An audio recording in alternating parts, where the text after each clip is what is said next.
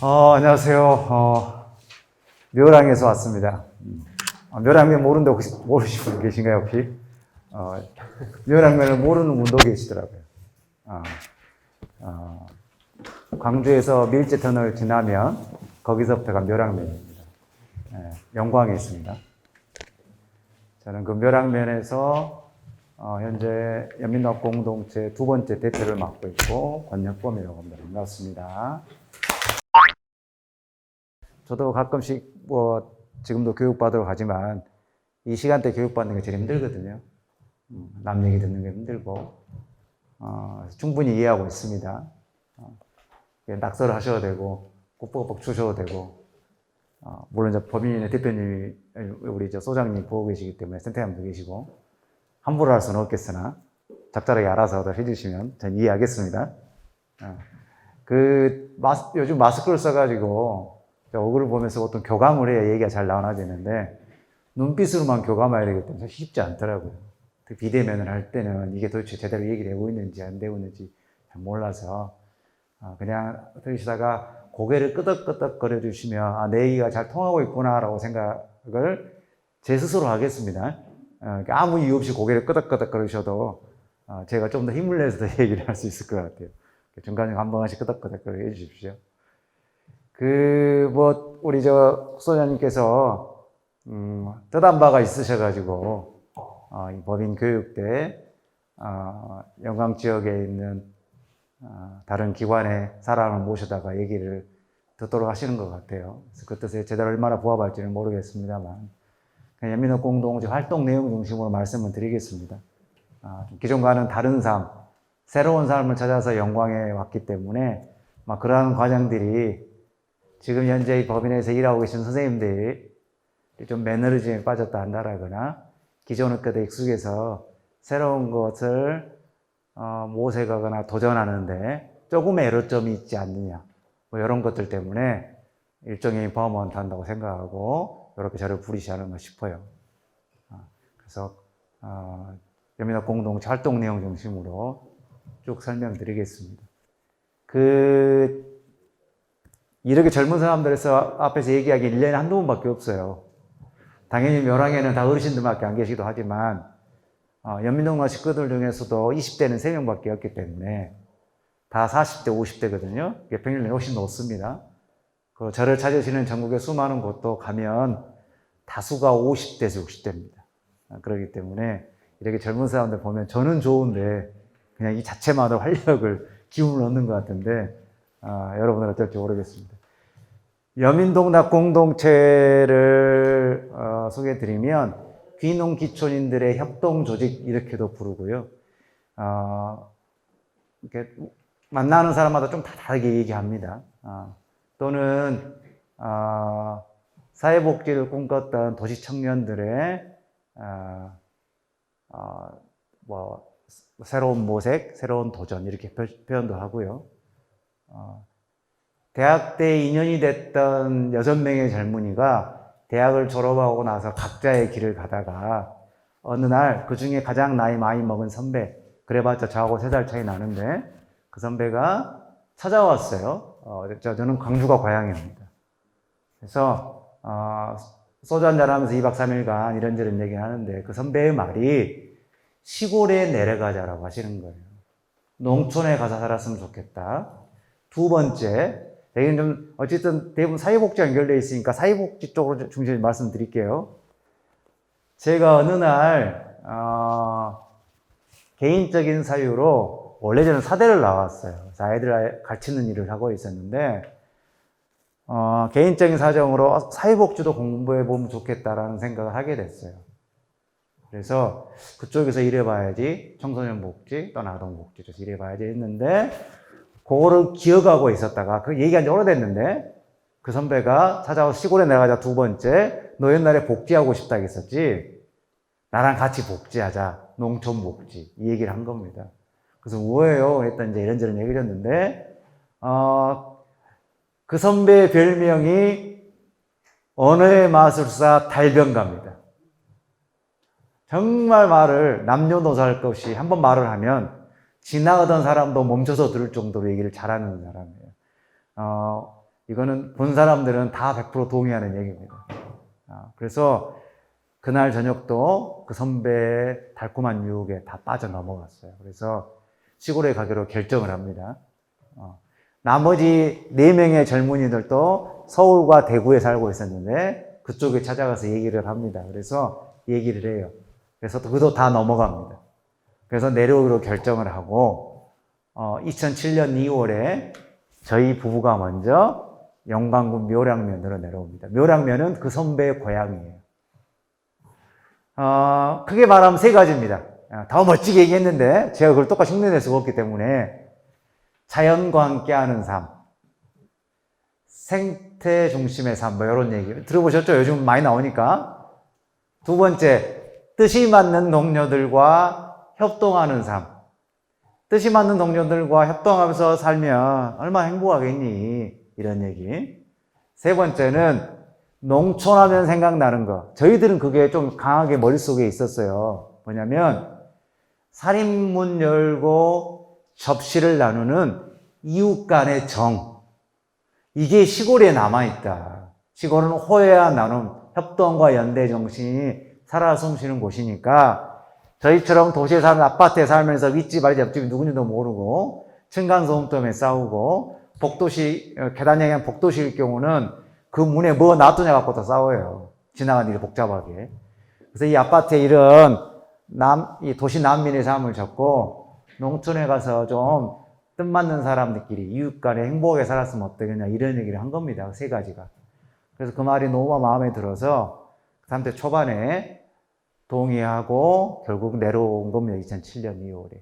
여민동락 공동체는 그렇게 해서 이름이 출발했어요. 여민동락은 더불어 행복한 세상을 만든다는 뜻입니다. 원래 맹자에 나온 말인데 임금이 백성에게 시혜를 베푼다라는 의미의 봉건적 의미가 있어요. 그러나 최근 들어서 긍정적으로 해석한 겁니다. 평등하게 더불어 행복한 세상을 만든다는 뜻이다. 그래서 저희도 더불어 행복하게 살고 싶었기 때문에 여민동락 붙인 거고 뒤에 공동체라 붙인 것은 그 당시에는 생활공동체 6명의 뜻맞는 젊은이들이 좀 모여서 재밌게 살면 그게 공동체 아니야? 특히나 같이 사니까 그것이 한 집이 될지 한 터의 집을 여러 개 지을지는 모르겠으나 어쨌든 여럿이 살자 이런 생각을 한 거니까 공동체라고 붙이자 그래서 여민동락 공동체 이름이 탄생합니다. 그래서 제가 내려온 2007년 2월 28일입니다. 잊어먹을 수가 없어요. 그때를 기점으로 여민동락은 시작됐다고 합니다. 초창기 3년은 부부죠. 이제 다 부부가 됐. 저희만 부부고 저는 까지하고 일찍 결혼했어요. 아이가 벌써 그 당시만 해도 초등학교 입학할 때였는데 나머지 사람들은 애인 관계예요. 애인. 결혼 아직 안 했어요. 근데 내려와서 결혼한 겁니다. 그분들도. 근데 초창기에는 이 3 부부가 다 이혼한다고 했어요. 3년간. 왜냐하면 처음에 생각했던 3가지가 다 틀어졌어요. 그래서 너무너무 고통스럽고 힘들어가지고 이 시골을 떠나겠다 했어요.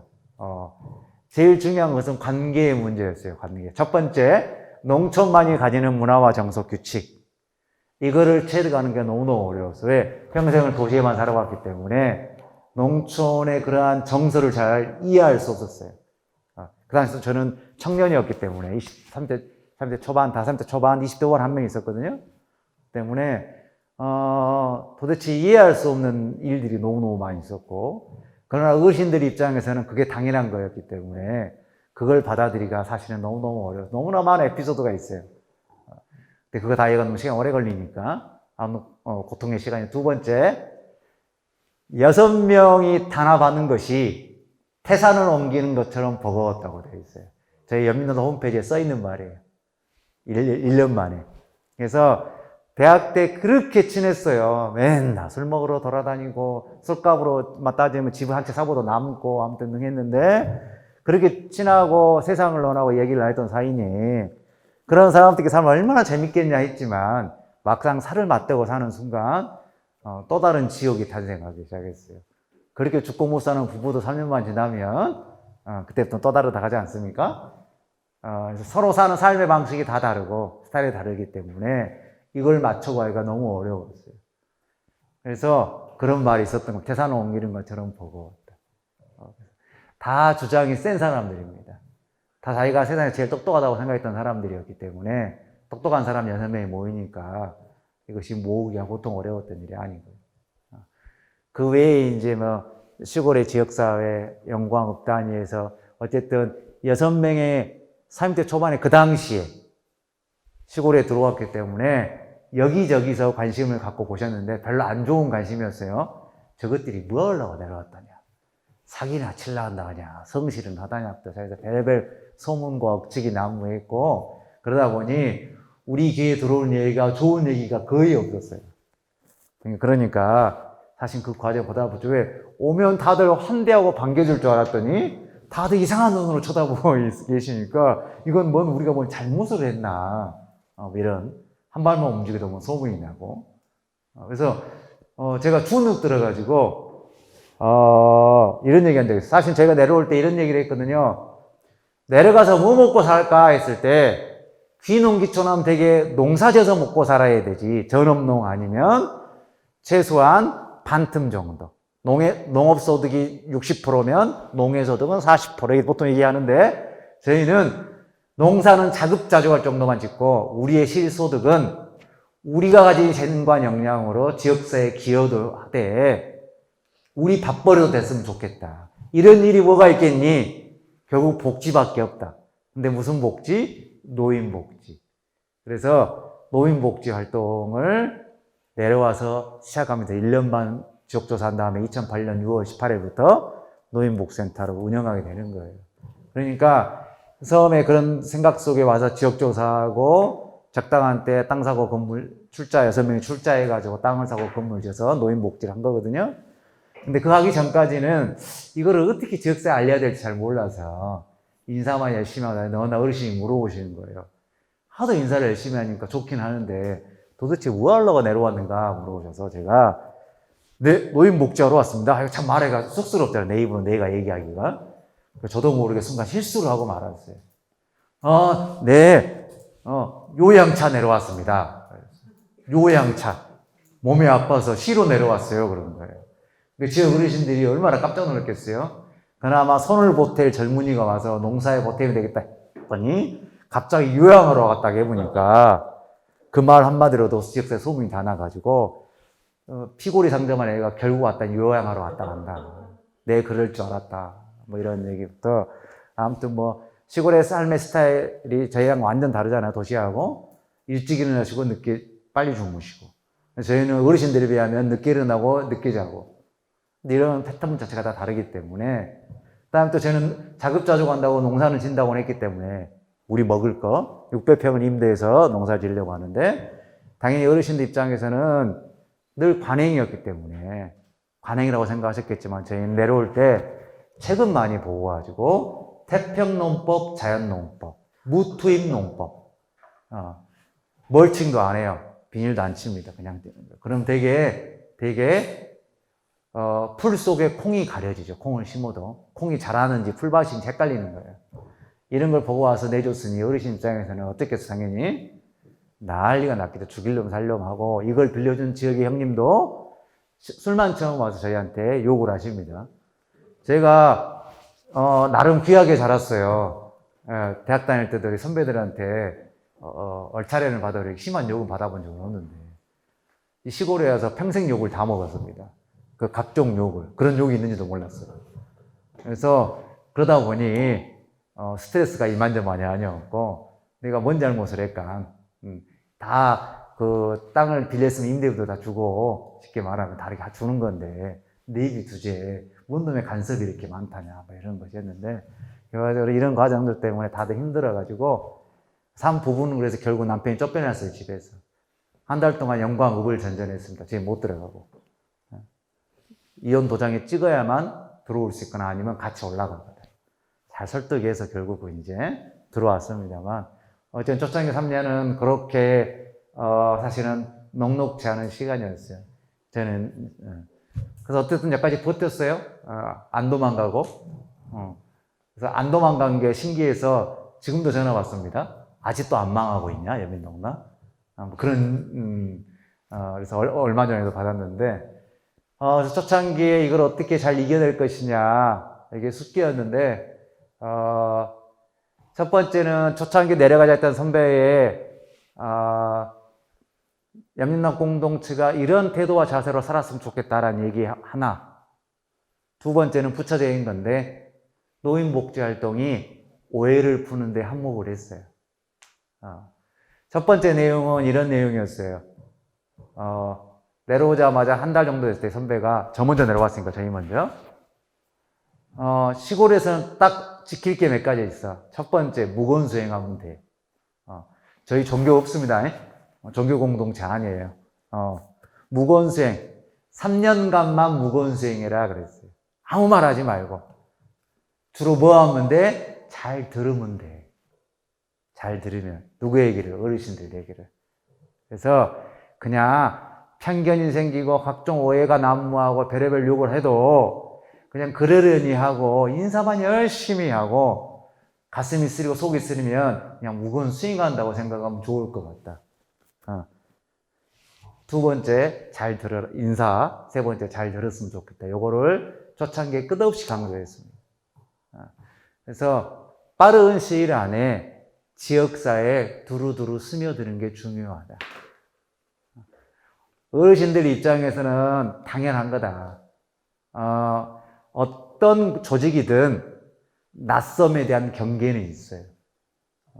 특히나 시골은 사회 역사적 배경 속에 아픔이 많은 곳입니다. 특히. 그리고 일제시대 6.25 끝나고 보릿고기 오면서 다 부모님이 다 어떻게 했습니까? 열심히 공부시켜서 있는 놈 다 팔고 소 팔아가지고 다 도시로 보냈잖아요. 자기는 굶더라도. 그런 아픔이 있는 곳이 시골이야, 시골.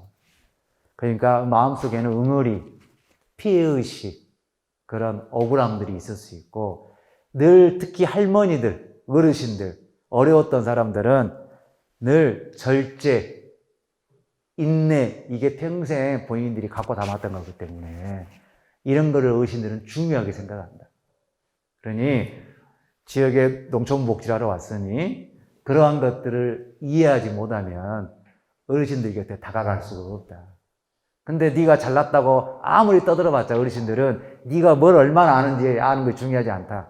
성실한지, 열심히 사는지 이런 거 중요하게 생각하고 인사 잘하는 거 중요하게 생각하고 말 대꾸 안 하는 거 중요하게 생각해. 말 대꾸 하면 싸가졌다고 생각하시기 때문에 되게 어르신들 정서가 그러하니 글쎄 별말하지 말고 그렇게 했으면 좋겠다라고 초창기에 그렇게 강조를 했어요. 그래서 거의 세뇌 아침마다 볼 때면 입 닫고 들어 얘기를 거의 뭐 했기 때문에 이게 몸에 좀 배어서 그 당시에 좀 버틸 수 있었던 것 같아요. 아무튼 이게 저희의 가장 중요했던 거였어요. 제가 말 한 번 실수해가지고 한 번 실수한 적이 있거든요. 난리가 나버렸어요. 실수해가지고. 지역사회에. 뭐 실수해서 싸우거나 그런 게 아닙니다. 뭐 크게 본 것도 아니에요. 그냥 지역의 어떤 영광이 아주 큰 단체의 한 지역을 대표하는 분하고 제가 얘기를 나눴는데 제가 그분 얘기 듣고 젊은 마음에 좀 이게 좀 안 입고 와가지고 저희 자랑을 좀 했는데 그게 소문이 나가죠. 지역사회에. 연민농락과 번역범하고는 상종을 하면 안 된다. 이런 게 소문이 났었어요. 이걸 나중에 3년 뒤에 모 시민사회, 영광에 있는 모 시민사회단체의 사무국장이 와서 해준 얘기예요. 자네가 이런 얘기예요. 어떻게 아직까지 안 도망가고 잘 버티고 있네. 고생 많았네. 이런 얘기 하는데 갑자기 그래서 어떻게 잘 지냈어? 그러고 나는 고마워서 드디어 우리 마음 알아주는 사람이 있구나. 사무국장이 어떻게 그런 걸 아셨어요? 그랬더니 그 사무국장님 말씀이 3년 전에 이런 일이 있었는데 자네가 그런 얘기를 했다면서 그분한테 그 당시에 그분이 영광의 소문 다 냈어. 싸가지 없다고. 그래서 절대 연민농락과 번역법 뭐 이래하지 말라고. 그래서 그때 그 얘기 듣고 뭔 말을 했까니 제 양반이 와서 이 다 소문을 내고 돌아다닌다, 영광국에. 이제 그때 3년 뒤에 한 겁니다. 그러니까 저희 대표가 했던 얘기가 이유가 있었어요. 시골에서는 아무 말 하지 마라. 어찌됐든 그런 과정이다 보니까 저희가 이제 초창기에 힘들었던 거고, 두 번째는 그래서 어쩌겠어요. 열심히 하다 보면 오해도 풀리고 편견도 풀리고 지역사회 어르신도 좋아하겠지. 그래서 세부가 출자해서 땅을 사고 건물을 지어서 노인복지법상 제가 노인복지시설을 세웁니다. 세워가지고 그 당시에 국가 보조 없이 우리가 열심히 뛰어서 수익이 발생하면 그 수익금으로 운영이 되는 노인복지를 한번 해보자라고 이렇게 해서 시작을 합니다. 그것도 멋지게 말을 했어요. 원래 그 선배가 다른 지역에서 노인복지시설 사무국장이었고 그 형수가 그 노인복지에서 만난 팀장이었거든요. 서로 이제 그래서 꼬셔가지고 데리고 온 건데 거기는 국가 보조를 받는 시설이에요. 그래서 국가 보조 받으면서 겪었던 여러 가지 본인 생각에 아쉬움이 있었어요. 그러니까 에이 더러워서 내가 사회복지 과장, 지금 저 노인 가정과나 되겠죠? 과장이나 무슨 팀장한테 굽신거리고 술 먹을 때마다 부르면 나가야 되고 노래방 가면 뭐 나오라 가고 차 태워다 주라 가고 막 이런 일련의 여러 가지 과정들 보조 그만 탈락하면 머리 숙여야 되고 막 들어가서 일청해야 돼 이런 것들이 너무 안 입고 와가지고 내가 국가 보조 받은가 봐라. 내가 스스로 일어나겠다 이런 생각해가지고 와서 그런 제안을 한 겁니다. 말이 너무 멋있지 않습니까? 국가 보조 없이 우리의 땀과 노동을 수익을 창출해서 그걸로 운영합니다. 그래서 그 당시에는 저는 사회복지를 현재 해본 적이 없기 때문에 그냥 모든 말이 다 멋있었어요. 근데 그 과정이 쉬웠겠습니까? 어려웠겠습니까? 어려웠겠죠? 네. 그래서 이제 막 처음에 할 때는 무급봉사로 일을 한 거고 정확히 개원하고 1년 만에 최저임금을 가져갔어요. 근데 이제 1년 만에 제 표현은 자립이 된 거예요. 최저임금을 가져가는 게 목표였기 때문에, 그 당시에. 어쨌든 그 과정상에서 최선을 다해서 열심히 살았고, 또 그때 마침 노인장기요양보험법이 실시됩니다. 2008년 7월 1일자로. 그러면서 새로운 노인복지법이죠. 기존 복지가 새로 바뀌면서 좀 혼란의 시기인데 어쨌든 열심히 어르신들 모셨어요. 아무튼 이제 저희들끼리 하는 얘기가 있어요. 이제 기존에 선배가 그런 노인복지를 일을 해봤기 때문에 느꼈던 경험이었는데, 저희가 콘크리트 복지, 전문가 복지, 시설 복지에 대해서 부정적인 인식이 있었어요. 이미 다 아파서 나아질 수 없는 어르신들을 그냥 모셔다가 그냥 그때 필요한 서비스만 제공하고 그렇게 끝나는 노인복지에 대한 불편한 심정이 그 당시에 있었어요. 그래서 마침 1년 동안 열심히 해서 어쨌든 센터에 오시는 어르신들은 매우 반가워서 좋아하셨어요. 제가 나름 어르신 눈높이에 맞춰서 어쨌든 어르신 당사자들을 주인으로 생각하고 주간 보호센터가 아니라 이렇게 보호라는 것은 사실 그들을 수혜자, 돌봄을 당해야 되는 사람 이렇게 느낌이 좀 있잖아요. 그래서 주간 보호센터, 주간 이용센터, 주말 생활센터 뭐 이런 식으로 하자고는 했지만 어찌됐든 그런 것들을 일상의 서비스에서 잘 녹여냈으면 좋겠다. 어르신 당사자들을. 그래서 어르신이 객체로 노인 복사를 왔는데 요양보호사나 사회복사가 혼내는 사람들이 아닌 그 센터에서 주인으로 살 수 있도록 했으면 좋겠다 해서 막 그런 장치들을 만들어내요. 그래서 어쨌든 하는데 그러다 보니까 보호자나 어르신들도 만족도가 높아지고 그대로 1년 정도 지나게 되니까 지역사회에 퍼졌던 오해들이 많이 풀립니다. 그래서 그때 여러 가지 재밌는 일화가 있어요. 그러니까 이제 어쨌든 노인 장기요양보험, 장기요양도 이제 하긴 같이 했지만 한 몇 년간 특이하게도 이렇게 밥을 먹어야 되는데 주식인 쌀과 몇 가지 반찬들은 한 번도 저희 돈으로 산 적이 없었어요. 늘 때 되면 들어오시는 거예요. 오는 거죠. 그러니까 그런 것들이 초창기에 열심히 살다 보니까 오해가 풀리면서 지역사회에서 때만 되면 이렇게 쌀어주시고 가장 잘 나오는 양파나 마늘 이런 것들은 매번 주셨었기 때문에 그런 것들을 좀 풀어갈 수 있었던 거죠. 그래서 이제 그렇게 1년 열심히 살았고요. 1년 뒤에 고민이 들었습니다. 어떤 고민이 들었냐면 첫 번째, 농촌복지는 지금 우리가 뭔가 기여하러 왔는데 이렇게 하는 게 맞는 거냐에 근본적인 고민이 들었어요. 뭐냐면 인구는 급감하게 노인복지를 안에서는 어르신의 만족도가 매우 높고 보호자의 만족도가 매우 높았어요. 그래서 노인 장기요양보험 시대됐으니까 군도 왔지만 건강보험공단도 왔다 갔다 하거든요, 저희를. 근데 저희는 자신이 있었기 때문에 늘 그 사람들이 와도 늘 좋은 얘기하고 속 가셨어요. 뭐 이유가 있어요. 이제 이 얘기 하려고 했던 게 아니라서, 늘 이제 저희, 공무원들하고 제가 국가에서 군에서 보조를 받는 게 아니었기 때문에 저는 이제 자신감에 넘쳐서 이렇게 하고 막 했어요. 예를 들면 이런 거예요. 정원이 17명, 지금은 그러지 않습니다만, 정원이 17명 제가 25명 가까이를 모셨어요. 이건 큰일 난 일이에요. 근데 그 당시에 영광업을 제하고 면 단위에 최초로 세운 노인복지시였어요. 그러니까 지역에 그런 주간보호에 대한 욕구가 필요가 높은 곳이 많았을 거 아니에요. 근데 공간이 부족하니까 계속 밀려 들어오고, 그러다 보니 오메 어르신이 매우 좋다고 하니까 많이 모셨던 건데, 단위보험공단이나 노인, 군에서는 정원을 초과했으니까 늘 문제시하고 뭐 했죠. 그래서, 그럼에도 불구하고 우리가 그럴 수밖에 없는 사유를 설명하면 늘 이해하고 가셨죠, 그냥. 대신 사고만 안 나가게 해달라고 하고, 초창기는 그런 시절이었던 것 같아요. 어쨌든 그렇게 해서 이제, 1년 정도 했는데, 결국은 밖에 나가면 멸학면의 인구가 급감하고 있고, 2009년에 유일하게 했던 초등학교가 폐교된다고 했고, 학교가 폐교되면 그 지역은 망합니다. 그 지역에 사람이 들어오질 않아요. 전국에 있는 모든 지역에 보면 학교가 폐교되면 그 있는 마을은 죽고 그 지역 일대가 폐허가 되거든요. 왜 학교가 사라진다고 하니까 유일한 초등학교가, 저는 아이가 둘이나 있는데, 그럼 멸항은 사라지는 거고, 결국 멸항이 사라지면 그 다음 어디 대마, 그 다음 군서, 그 다음 영광업이 되는 거죠. 물론 사라지진 않겠죠. 통폐합이 되겠죠. 통폐합. 어떤 면하고 통폐합, 영광군은 한평하고 통폐합, 이런 식이 되는 거고. 그러니 이런 문제를 어떻게 풀 것이냐. 결국 연민동락도 여기까지 멸항면에 들어왔지만 인구가 급감하게 해서 학교도 떨어지고 다 사라지면 떠나야 되는 거네. 나는 살러 왔는데. 이런 거에 대한 고민. 그래서 농촌복지는 농촌을 살리는 활동으로 가야 되겠구나 생각이 하나 들었고요.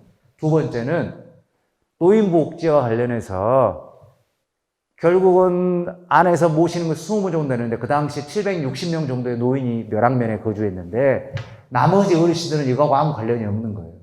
근데 특히 노인 장기요양보험은 등급에 들어가야만 쉽게 말해서 돈을 벌 수가 있기 때문에, 기존의 노인복지 시설이 사실상 노인복지가 시장으로 들어간 거고, 진입한 거고, 그 당시 노인복지들이 다 경쟁 상태에 빠져들죠. 그러다 보니까 다 산으로 갑니다, 산. 등급과 관련이 없으면 어르신 아무 관련, 그전에는 안 그랬거든요. 수급자나 차상이 좀 이제 서비스를 제공하되, 어쨌든 국가보장 계속 들어오기 때문에 그나마 노력이도 하고 새로운 모색이라도 가능했는데, 노인 장기요양 시스템부터는 국가보장이 없어진다고 하니까 기존의 노인복지들이 경쟁적으로 어르신들 뺏는 과정들, 이런 과정들을 밟습니다. 그래서 말이 많았어요. 근데 저희는 그건 중요하지 않았고, 결과적으로는 노인복지 시설, 주간보호센터나 요양원에 어르신들이 안 들어오는 게 좋은 복지냐, 들어오는 게 좋은 복지냐, 노인복지냐, 안 들어오는 게 노인복지, 진짜 중요한 노인복지. 왜 그러냐면 대부분 다 등급 내에 들어온다는 얘기는 절반 이상이 치매에 들어왔다는 얘기고, 중풍이나 만성 근골격계 질환으로 매우 스스로 자기 삶을 살 수 없는 지경에 이른다는 얘기예요. 그러니까 우리가 보통 존엄한 노후 이렇게 얘기하거든요. 최근에 보호목적에서 지역사회 통합돌봄 하자는 얘기는 존엄한 노후를 만들자는 얘기예요. 노후의 정상화. 그게 완벽할 수는 없지만 노인이 돼서도 내가 젊었을 때 살았던 것처럼 살게 해주는 게 중요하다, 그 말입니다. 그 지역에 있는 사람들 관계망 속에서 내 삶을 스스로 자치하는 거예요. 내가 결정할 수 있는 판을 최대한 많이 만들어주고, 내가 선택할 수 있는 판을 최대한 많이 만들어서 내 삶의 주인으로 살게 해주는 게 지역사회 통합돌봄의 핵심입니다. 그냥 그거 서비스 많이 주려고, 맞춤형 서비스 많이 하려고, 이거는 병원이나 복지기관장들이 하는 얘기지, 실제로 그 아래에 들어있는 철학적 의미는 그런 의미거든요. 지금도 산으로 가고 있지만. 저희는 그런 고민 때문에 결국 해보니, 치매의식이 엄청 많아. 치매의식 경험해봤더니, 이게 장난이 아니야. 물론 무서워할 필요는 없어요. 언젠가 올 거긴 하겠지만, 그럼에도 불구하고 치매에 걸리면, 이거를 내 가족이, 내 부모님이, 내 할아버지 할머니가 치매에 걸리면, 중증으로 넘어가는 순간, 사실 케어가 매우 어렵습니다. 단순한 문제가 아니에요. 주변에 혹시 보셨는지 아시고, 저희도 처음 겪었어요. 노인복지센터 하면서. 그래서 두 번째 고민을 한 거예요. 저랑 밥을 같이 먹었어요. 치매 어르신하고. 같이 먹은 거. 그럴 때 치매 어르신이 뭐라는지 알아서 딱 수저를 넣는 순간, 이런 게이 욕을 하시는 거예요. 지만 밥 처먹고 나는 밥을 안 주네요. 그러시는 거예요. 그러니까 밥을 먹었는데 같이. 그러니까 처음에는 제가 이론을 다 배웠을 거 아니에요. 공부하고. 근데 막상 그런 상황에 닥치면 내 순간 나도 나한테 욕하는 거 싫으니까 감정이 올라와가지고 아이고 어르신 왜 그러시냐고 밥 먹었는데 나한테 그러냐고 밥 방금 드렸지 않냐고 뭐 이런 아버지 은지 난 줬다고 지만 처먹더만 좀 이러시는 거예요. 저하고 얘기를 해요. 할머니하고. 근데 갑자기 할머니 저한테 그러는 거예요. 네가 왜 내 옷을 입고 있냐? 안 내나? 옷을 딱 뺏어가. 아침에 주간보호센터는 송영을 해요. 아침에 어르신을 모셔서 집에서 센터까지 모시고 오는 거예요. 센터 딱 내리려고 할 때 어르신이 하시는 말씀이 우메 생각해보니까 내가 집에 수돗물을 틀어놓고 왔어. 가스를 안 잡아놓고 왔네. 내 아들이 온다고 했어. 그런 얘기 없어요. 다 하고 오거든요. 다시 가져갑니다. 그럼 이럴 때 어떻게 해야 되냐? 어떻게 해야 되냐? 여기는 대부분 청소년 목지, 청년 관련 일 하시기 때문에, 있는 그대로 존중하면 됩니다. 사실 되게 단순해요. 어르신이 식사 안 드셨다가 하면, 저 조리사한테 얘기를 합니다. 어르신 다 들으라고 하시는 얘기예요. 조리사님한테. 조리사 선생님 제가 혼내는 거예요. 제가 시설장이니까. 조리사는 어떻게 어르신한테 밥을 안 줄 수가 있냐. 어르신한테 그래요. 조리사 선생님 잘라보려고만 정리해볼게. 어떻게 제일 중요한 어르신한테 밥을 안 준다요? 뭔가 문제가 있는 거라고 이 사람은. 그럼 어르신이 백인 똑같이 얘기했어요. 아이고 근다고 사람 자르면 쓴단가? 먹고 살아야 된디? 나 한번 굶은다고 내가 어떻게 된가? 괜찮아 그냥 한번 참아보려니까 저 자르지 마라. 살아야 돼 저 사람들. 막 그래. 옷을 주라고 하면 어떻게 되겠습니까? 당연히 바로 벗어가지고 어이구 제가 깜빡하고 약간 추가하고 이거 있다 드리면 어르신이 딱 갖고 가서 자기의 자리에 앞에 놔둡니다. 그럼 제가 어르신이 다 인사하고 난 다음에 어르신 앞에 가서 어르신 저는 이제 가보겠습니다 하고 옷을 주워서 입고 나갑니다. 어르신 잘 가서 이렇게 하고 차에서 내려오면 차를 다시 돌려서 나옵니다. 나와가지고 여민동락 근처를 돌아요. 대신 이제 어르신이 그걸 잊어먹게 하는 거예요. 그 순간에. 그러면 제가 노래를 어르신이 제일 좋아하는 노래가 있어요. 다 처음 인테이크 할 때 다 하거든요. 뭐 좋아하는지. 노래 됐으면 제가 노래 선창을 한다. 어르신이 따라 불러요. 그럼 제가 차를 타고 운전을 가다가 어르신이 따라 부르기 순간 차를 돌려서 센터로 들어와서 제가 딱 한마디 합니다. 어르신 다 도착했습니다. 가시죠. 그럼 어르신이 가세요. 딱 되면 내려갑니다. 이렇게. 그럼 다 풀려요. 근데 제가 그걸 보면 속으로는 마음이 아팠어요. 너무너무 아팠어요. 마음이 안 좋았어요. 그러면서 저희 살아계신 어머니가 떠올랐어요. 우리 어머니가 치매에 안 걸리는 게 중요하겠다는 생각이 든 거예요. 어떻게 하면 치매에 안 걸릴까? 유전적 요인, 알코올성 치매 종류가 어마어마하지만 구체적인 원인은 모르잖아요? 어쨌든 일반적으로 치매 안 걸리는 방법들이 있어요. 제일 중요한 게 사람들 속에서 살아야죠. 사람들 속에서. 늘 좋은 사람들 속에서. 스트레스 덜 받고. 그러니까, 이런 활동들을 해야 될 것 같아요. 어디서? 묘랑면 마을 곳곳에서 어르신들이 마을 사람들 속의 관계망 속에서 행복하게 사시다가 천수를 누리시다가 돌아가시도록 하는 노인복지를 해야 되겠다. 이게 진짜 노인복지지. 기다렸다가 등급내 들어오면 들어오게 하고 들어오게 해서 내가 떼돈 버는 것이 노인복지냐. 그래서 초창기 노인복지 시장에 장교양 시작됐을 때는 사회복지 공동모금회에서 노인복지는 프로포절 안 받아줬어요. 억울하지만 장기요양 시설들은 다 안 받아줬어요. 왜? 너희들은 시장에 편입된 장사하는 곳이 사업하는 곳이야. 그러니까 너희는 프로포절 받아줄 수 없어 그랬었어요. 항의했는데 아무리 좋은 뜻을 가져도 우리도 장교양을 같이 지정받았거든요. 나중에 왜? 지역사회 장교양 등급내 어르신들이 계셨기 때문에. 그래서 결국 이제 들어오시면서 같이 모시게 됐고 지금은 이제 장교양 어르신밖에 없어요. 거의 다 바뀌어버렸기 때문에 실제로 이제 그렇게 장교양에 해당되지 않는 어르신은 없습니다. 어찌됐든 그런 활동을 해야 된다는 생각이 들어서 지역사회로 나갔고 면회 곳곳을 돌아다니면서 새로운 조사를 했어요.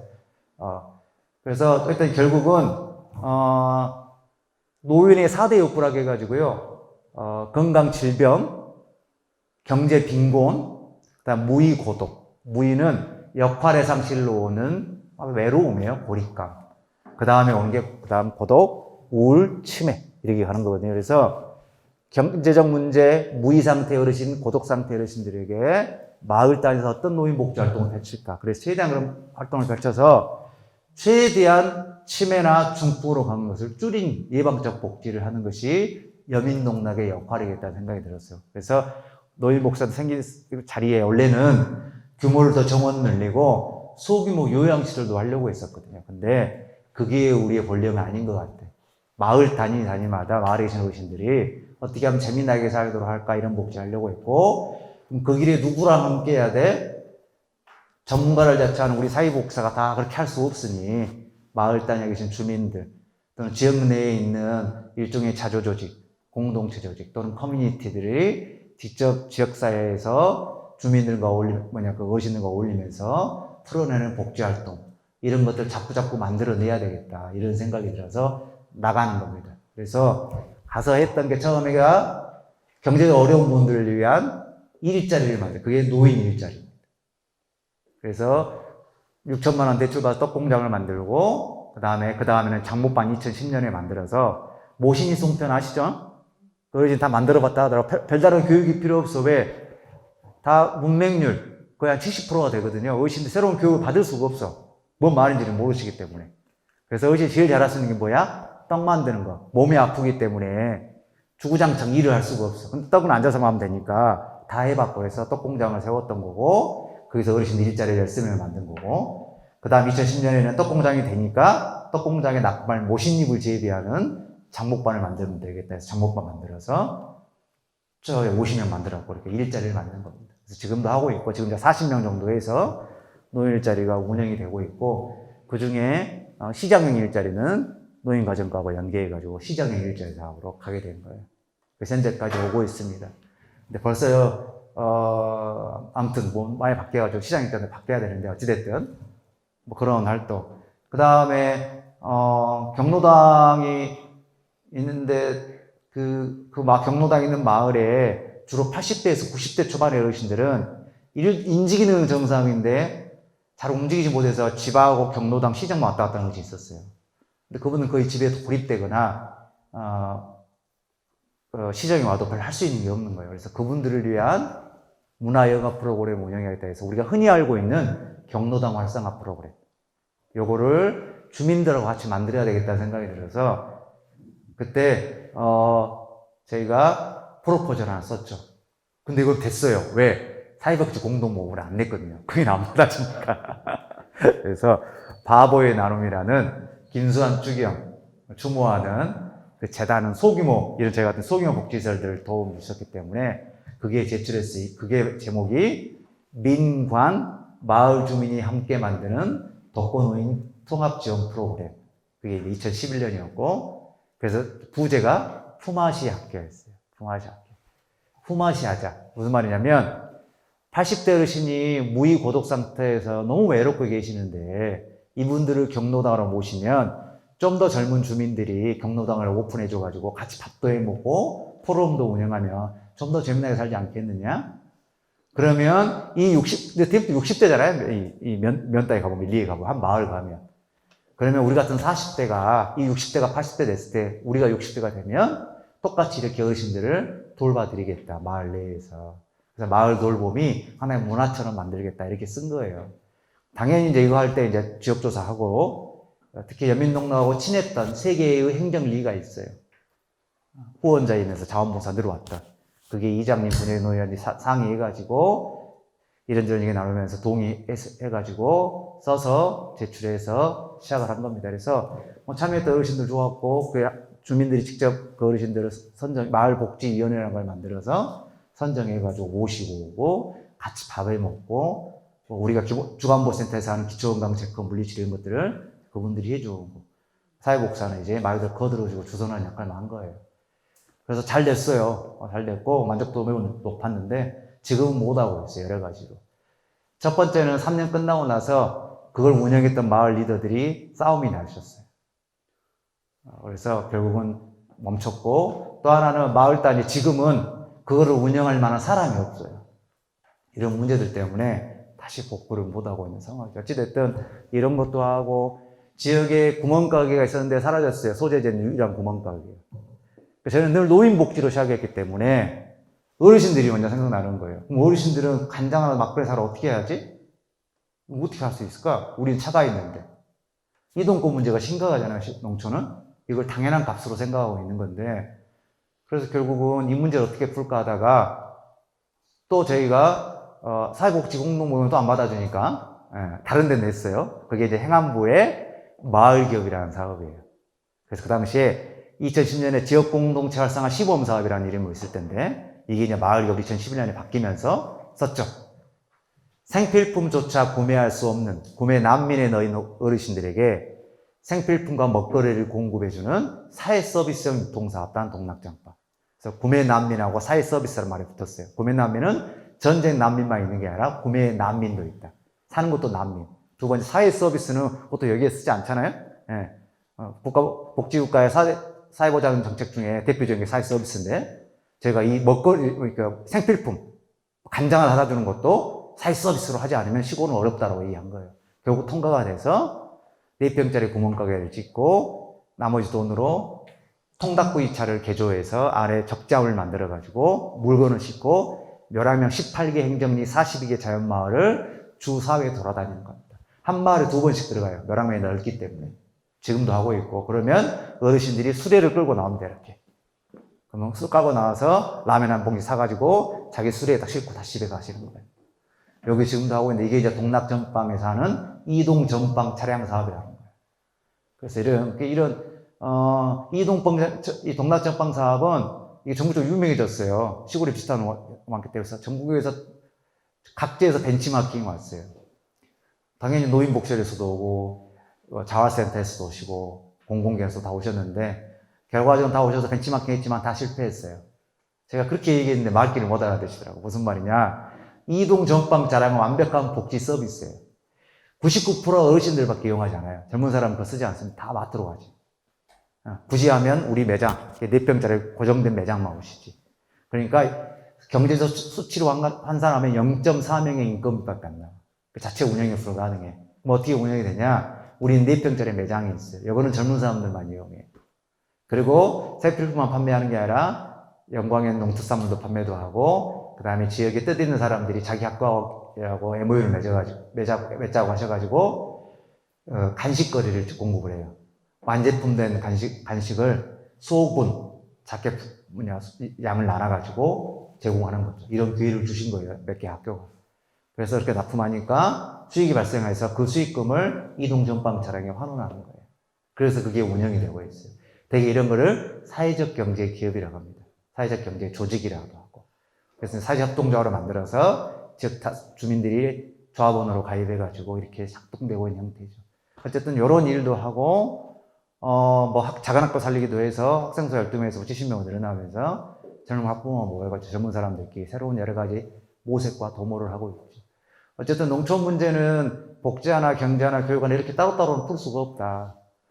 그럼, 악순환의 늪에 빠져 있어요. 특히 면대가 이제 먼저 이렇게 돼가고 있는데, 수십 년에 걸친 국가 정책의 결과 인구가 감소하고 가소화되면서 이게 원인이 됐어요. 이제 이 결과가 아니라 원인이에요, 원인. 그러니까 인구가 감소가 되면 그리고 가소화가 되고 경제적으로 본다고 하면 규모의 경제가 안 되기 때문에 먹고 살 수 있는 기회가 줄어드는 거고. 결국은 자월 쟁탈전이 벌어지고 각자도생 무한 경쟁이 시골 사회까지 들어오기 시작하면서 이제 파이 나눠먹기 사업이 되어버렸어요. 그래서 이런 문제를 극복하지 않으면 이 농촌 문제를 풀 수 없다. 이게 근본 원인인데, 여기에 아무리 돈을 쏟아부어봤자 그 문제가 풀리겠느냐라는 거에 대한 근본적 고민이 있어서 이런 것들을 지역 주민과 함께 마지막이라는 심정으로 농촌 살리기 이런 걸 하고 있어요. 지역 활성화 사업이라고. 그래서 그런 것들을 지역의 리더들과 젊은 사람들 하고 있는데 쉽지 않아요. 벅차요. 벅차. 저희는 가급적인 근본 원인을 고쳐야 한다고 보고 있고요. 시간이 오래 걸린다고 보고 있어요. 왜냐하면 토대가 무너졌기 때문에 토대를 복구하지 않으면 아무리 돈을 부숴도 밑 빠진 독에 물 붓기처럼 빠져나가는 거예요. 토대를 복구하는 건 뭐냐? 사람이 축적돼야 돼요, 사람. 사람이 지역에 남아야 되는데 어떻게 하려면 사람이 남겠냐라는 거죠. 그에 대한 근본 문제의식이 있어서 이런 일이 요즘 노인복지를 시작했지만 요즘 이런 문제에 관심을 가지고 막 하고 있는데 사실 이거는 산 넘어 산이에요. 그래서 스트레스를 많이 받아요. 왜냐면 어찌됐든 국가에서 얼마 전에 그랬잖아요. 국회의원이 국정 가면서 하면서 저출산 정책 10년간 134조를 썼는데 어떻게 작년에 0.8명밖에 안 되냐. 전 세계 꼴등. 134조인데 계속 하락하고 있어요. 왜 그럴까요? 왜? 밑 빠진 독에 물 붓게 하고 있기 때문에 그런. 이런 방식으로 계속 가는데 결국은 이런 것들을 결정하는 고위 관료들, 높으신 지자체 대장님들은 당장 눈앞에 보이는 성과, 내 표에 도움이 되는 걸 중심으로. 왜? 그래야 내가 되니까. 내가 승진하니까. 더 좋은 곳으로 이영전하니까. 그 고위 관료들이 직접 하는 얘기들이에요. 그러다 보니까 다 험한 데로 가고 있어서 사실은, 고민이 많죠. 그래서 여민농락이 얼마나 지역사회에 버틸 수 있을까. 이런 고민들. 다 마침 최근에, 이런 이런 비슷한 생각을 가지신 분들을 좀 만나게 됐고, 이제 여기 계시는 국 소장님, 그 다음에 이제 다른 분들 이렇게 있어서, 그냥 그분들과 그냥, 만나는 것만으로도 힘이 되기 때문에 간간히 만나서 이렇게 이런저런 하고 있습니다만, 사실은 어려운 시기입니다. 어쨌든 여기 계신 사회복지사 선생님들은 각 분야에서 어쨌든 청소년 또는 청년들의 삶의 질을 높이려고 무던히 애를 쓰고 있지만 아무래도 행정하고 하다 보니 답답할 때도 많고 깝깝할 때도 사실 많을 거라고 생각합니다. 근데 여러분들이 지치시면 안 됩니다. 그죠? 더 어려운 사람, 더 아픈 사람이 전국에 어마어마하고 영광이 너무 많거든요. 어쨌든 여러분들은 국가에서 대신 위탁을 받아서 그런 일을 수행해낸 사람이기 때문에 더 바닥에서 어렵게 힘들게 살아가는 사람들 늘 생각해 주시고, 저는 여러분한테만 얘기 아니에요. 공무원들은 더 세게 얘기합니다. 공무원들 저 싫어해요. 저 공무원들한테는 솔직하게 까놓게 얘기해요. 당신 월급은 17일 따박따박 받아가면서 당신이 부려먹는 계약직한테는 10일 내에 준다고 하고 돈 적게 준다고 하고 그것이 말이 되냐 이씨.